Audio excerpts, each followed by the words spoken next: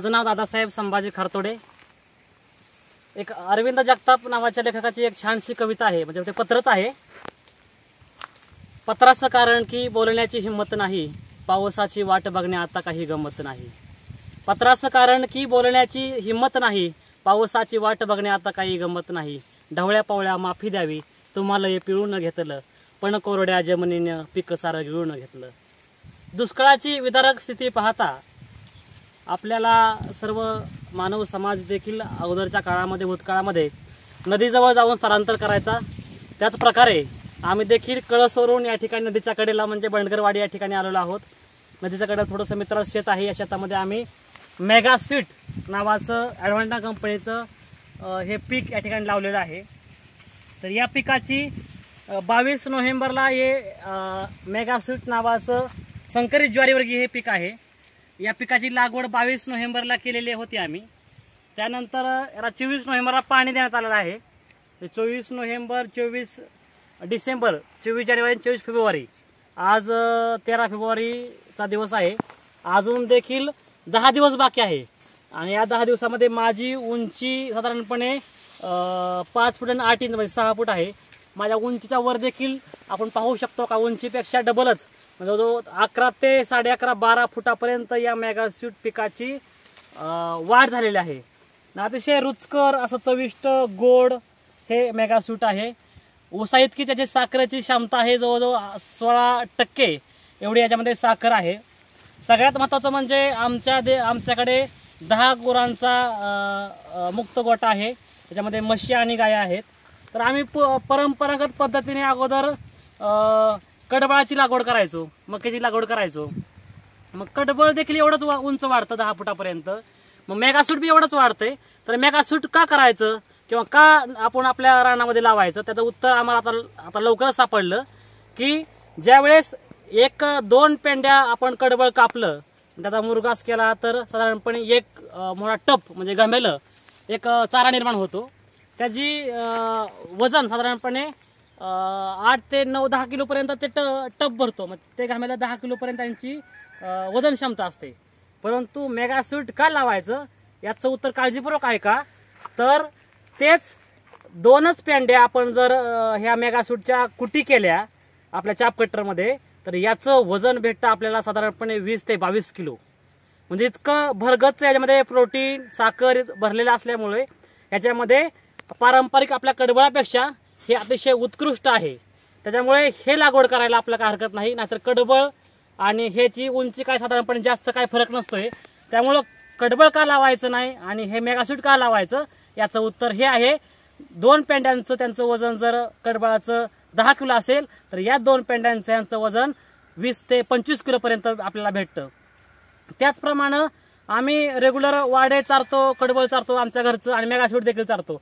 पण ज्या दिवशी मेगा स्वीट आम्ही गुरांना चारतो त्या दिवशी तुम्हाला आश्चर्य बसेल की साधारणपणे आमचं त्या म्हशीच्या दुधाला आदल्या दिवशी 6.9 इतकी फॅट होती। त्या दिवशी आम्ही वाडे घातलं होतं आणि घरचं जे कडबळ घातलं होतं। दुसऱ्या दिवशी आम्ही हे मेगा स्वीटचं एक टप म्हणजे एक घमेलं टाकलं पोट भरून, तर 7.3 म्हणजे जवळजवळ 4 पॉईंटनी आमची फॅट वाढली। निश्चितपणे आपल्याला 4 रुपये आपल्या त्याकडे वाढत आहेत। त्यामुळे हे अतिशय उत्कृष्ट पीक आहे जे नफा देतं आपल्याला। आपली फॅट वाढत आहे, SNF वाढत आहे, तर आपल्याला लावायला काय हरकत आहे।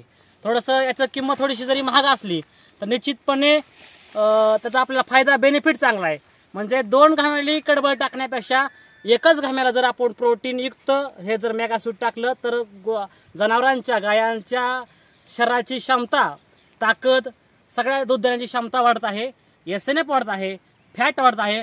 त्यामुळे दुप्पट नफा मिळू शकतो हे मी ठाम विश्वासाने आणि चॅलेंज देऊन सांगतो की नक्की तुम्हाला कडबळापेक्षा इतर पारंपरिक आपल्या चाऱ्यापेक्षा हे मेगा स्वीट निश्चितपणे तुम्हाला जर 2, 4, 5 पॉईंट फॅट वाढणार आणि त्यांची ताकद देखील वाढणार असं हे अतिशय उत्कृष्ट चॅलेंज घेईल असं हे ॲडव्हान्टा कंपनीचं हे मेगा स्वीट नावाचं हे संकरित ज्वारी पीक आहे।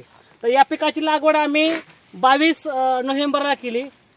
आम्ही ह्या पिकाची लागवड टोपण पद्धतीने कोण करतं, कोण पेरून करतं, तर या पिकाची लागवड आम्ही साध्या इसकडून केली। म्हणजे आपण घमेल्यामध्ये टपामध्ये ज्वारी घेऊन ते बी असं विस्कळलेलं आहे, विस्कडून लागवड केली साधारणपणे हे सगळं जे आहे हे संपूर्ण क्षेत्र 23 गुंठ आहे। याच्यामध्ये आम्ही शुगर ग्रेज, मेगा स्वीट आणि 4-5 गुंठ ॲडव्हान्स 756 नावाचं मकेचं पीक घेतलेलं आहे।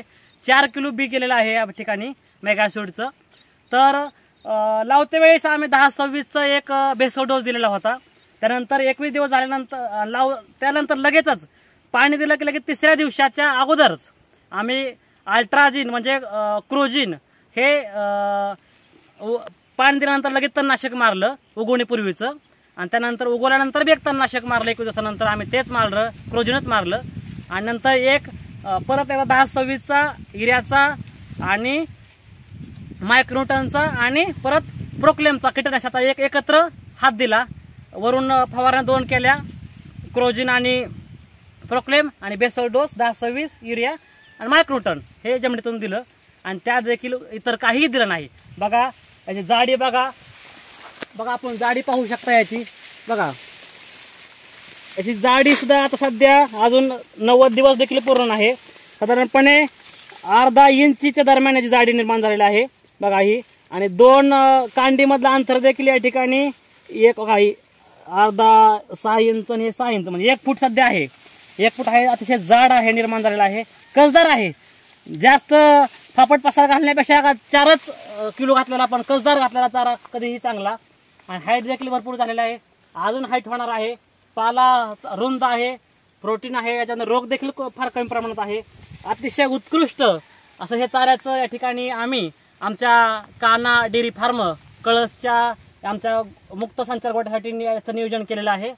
आपणही या ॲडव्हान्टा कंपनीचा 756 मका, शुगर ग्रेज, त्यामध्ये 18% इतकं साखरेचं प्रमाण आहे, मेगा सूट या ठिकाणी 16% इतकं प्रमाण आहे, असं 3ही पिकाचा वापर करून आपल्या दुधाच्या जो चाऱ्याचा प्रश्न आहे या प्रश्नावरती आपण मात करू शकता। आणि आपण आपल्या पारंपरिक जी आपलं उत्पन्नाची पद्धत होती, पारंपरिक जो आपला नफा होता, त्या नफ्यामध्ये दुप्पट नफा आपण या चाऱ्यातून निर्माण करू शकतो, फॅट वाढवू शकतो, दुधाची दूध देण्याची क्षमता वाढवू शकतो आणि अधिकचा नफा आपण मिळवू शकतो। आणि हेच दुसऱ्या हरित क्रांतीचं हे फळ आहे असं आपल्याला म्हणावं लागेल। धन्यवाद।